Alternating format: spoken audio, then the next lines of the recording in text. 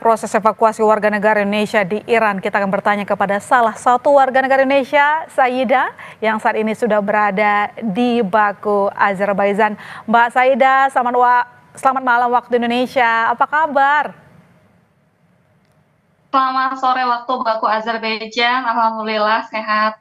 Bagaimana apa kabar, Mbak?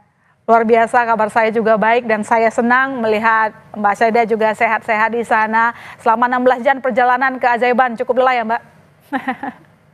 Lumayan, cukup lelah sekali, cukup melelahkan. Tapi tetap sehat, yang penting begitu Mbak Saida. Kira-kira di mana tepatnya lokasi Mbak Saida sekarang? Bagaimana kondisi 97 WNI di sana? Alhamdulillah, saya sekarang di Baku, kemudian WNI juga 97 ini ada di hotel di Baku, Azerbaijan. Nanti katanya Senin akan kembali ke Indonesia ya? Insya Allah, karena kan sekarang ada kloter per kloter ya. Kemungkinan nanti malam ini diberi tahu, kemudian kan masih pendataan, terus besok mungkin ada dari jam 5, jam berapa, ada per kloter. Nanti insya Allah Senin atau malam atau Selasa mungkin sudah sampai di Indonesia insya Allah. Oh, besok itu pun atau hari Senin pun itu per kloter ya? Nggak berbarengan, maksudnya tuh gimana Mbak Syeda? Iya. Oke. Jadi gini, karena kan harga tiket itu lumayan kan, menurut informasi dari kamu sendiri gitu kan. Terus jadi misalnya besok itu diterbangkan jam 5, kemudian juga kan akses terbatas, tidak bisa semuanya langsung berbarengan pulang. Jadi jam 5 ada pemberangkatan ke Indonesia, kemudian juga ada misalnya jam 8, kemudian jam 9, kemudian misalnya jam 11, jam berapa, seperti itu. Mungkin ada besoknya lagi, sampai semuanya di 7 itu dievakuasi. Oke, dan seluruh WNI yang dan seluruh WNI yang bersama-sama dengan Mbak Syeda saat ini semua bersiap untuk pulang dan keadaan mereka juga sehat-sehat ya Mbak? Iya, alhamdulillah sehat. Mungkin ada pas kemarin kami di perbatasan itu ada beberapa yang tertahan karena kan ada yang bawa bayi, kemudian bayinya itu belum ada paspor gitu, tapi alhamdulillah bisa sampai di perbatasan, karena kan ada di Astara itu ya, Astara perbatasan Iran dan Azerbaijan. Itu lumayan nunggunya sampai 16 jam tadi. Mbak Syeda, mungkin bisa diceritakan waktu pertama ada serangan di Teheran sebelum Mbak Syeda dievakuasi ke Baku. Apa yang terjadi di sana? Apakah memang sangat menggemparkan sehingga membuat Mbak Syeda ini memilih untuk ikut dalam proses evakuasi di gelombang pertama? Ya, karena memang Teheran itu kan memang kapitalnya, ibu kota. Sedangkan kota-kota lain itu seperti seperti misalnya Mashhad itu tidak terlalu luas atau misalnya serangan-serangannya. Tapi kalau di Teheran itu banyak sekali ledakan-ledakan dari pagi, malam, kemudian juga yang paling banyak itu di malam hari sih. Tidak seperti misalnya di kotaku, mereka mungkin jauh gitu kan dari sekitar 2 jam dari Teheran, jadi nggak terlalu banyak ledakannya. Kalau di Teheran sendiri banyak, kemudian akhirnya saya memutuskan untuk evakuasi. Saya ke Teheran itu, maksudnya di Teheran itu saya ke KBRI dari hari Kamis, kemudian itu pendataan segala macam, terus setelah itu dibantu sama KBRI juga untuk jam 7 pagi hari Jumat itu kan sempat nggak ada internet. Hari Kamis itu nggak ada internet, Jumat nggak ada internet. Kemudian saya dari Teheran ke arah utara, ke arah Kastin, ke arah Arash, terus menuju ke sana. Perjalanan sekitar itu sebenarnya kalau normal tidak berjam-jam seperti itu, tapi karena memang banyak sekali pemeriksaan di polisi itu, pemeriksaan lagi, hampir menuju, alhamdulillah menuju Astara. Kemudian juga di sana masih dicek lagi, bahkan sampai malam karena ada warga negara Cina di sana ya. Terus sudah gitu selesai, warga negara Cina sudah selesai keluar, kemudian Indonesia, kemudian di perbatasan itu masih dicek lagi. Terus alhamdulillahnya KBRI juga sangat membantu, di sana juga sangat melayani, mengarahkan, kemudian sampai hotel pun ada Pak Duta Besar terpilih ya, Pak Roliansyah itu juga ikut membantu. Kami dijemput sama Pak Roli, Masya Allah, terima kasih banyak Bapak. Terus sampai hari ini kami sedang istirahat. Insya Allah mungkin besok ada penerbangan. Ya, dan Mbak Syaida tidak sabar akan segera bertemu dengan keluarga ya, Mbak? Iya, alhamdulillah Nah, bertemu dengan karena keluarga. pasti Ya, saya yakin Mbak Syaida ingin memberikan kabar kepada keluarga, maka dengan itu kita juga terhubung dengan adik Mbak Syaida yang berada di Bogor, Jawa Barat, ada Mas Abu Bakar. Mas Abu, selamat malam. Selamat malam. Satu frame sama kakaknya Mbak Syaida. Bahagia, Mas? Alhamdulillah. Alhamdulillah. Bagaimana Mas respon keluarga ketika mengetahui ada konflik Iran dengan Israel yang semakin memanas? Pertama kali mengetahui adanya tensi yang cukup panas di sana. Apakah Mas Abu, keluarga maupun ibunda orang tua begitu sempat begitu gelisah dengan kondisi Mbak Syaida?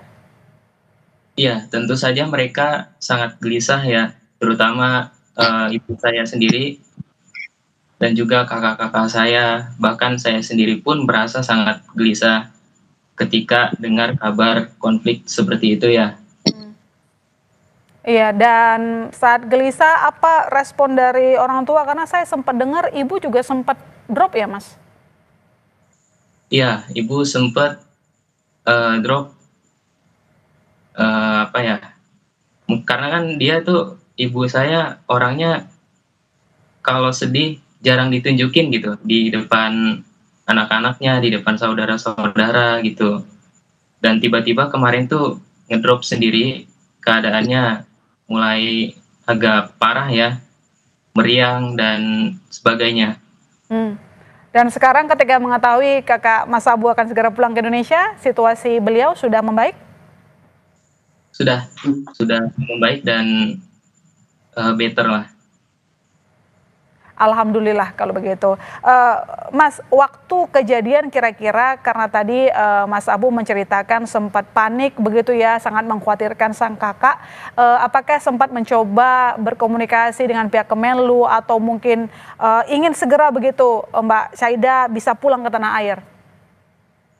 Iya, semua keluarga saya ya itu sangat ingin sekali cepat-cepat pulang dari Iran karena takut terjadi suatu hal yang tidak ingin terjadi gitu. Nah, karena ada kakak saya yang pertama itu Mas Daud ya, dia sampai minta ke beberapa teman ya untuk memulangkan Syaida. Saya ke Mbak Syaida kalau begitu. Mbak Syaida kan satu dari 97 orang yang memilih untuk pulang dan mau dievakuasi ke Indonesia begitu. Tapi yang kami ketahui juga bahwa kemarin laporan dari Kemenlu juga banyak juga warga negara Indonesia yang memilih untuk tidak pulang dengan alasan situasi aman di sana. Tapi mungkin Mbak Syaida punya keterangan informasi hasil percakapan dengan mereka. Apa alasan terbesar mereka tidak pulang? Padahal yang kita tahu adalah eskalasi semakin memanas. Apalagi sekarang Amerika Serikat sudah ikut campur dalam perang ini.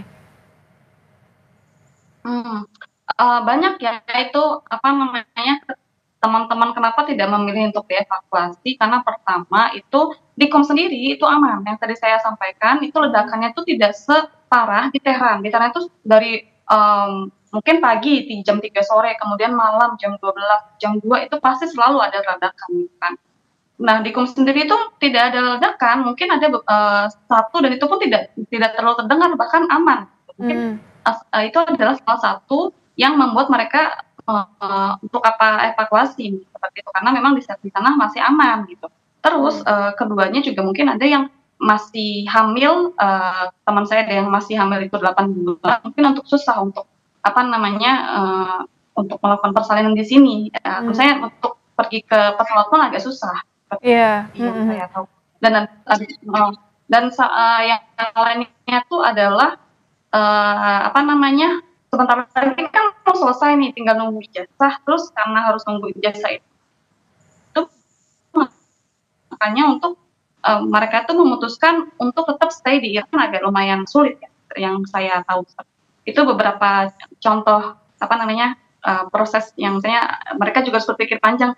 Iya, Seperti iya. seperti itu.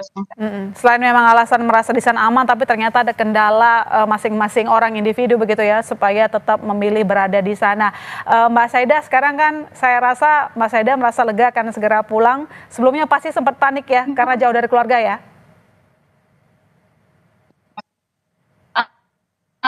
Panik, pasti Oh, oke. panik ya, karena kan memang saya di sini sendiri. Tahu Iya, biasanya memang dari dulu pas masa Amin itu tidak seramai ini gitu. Masa Amin itu oke. juga ada pernah berapa kali, Mm. itu nggak separah yang sekarang gitu. Akhirnya Oh, saya memilih untuk iya.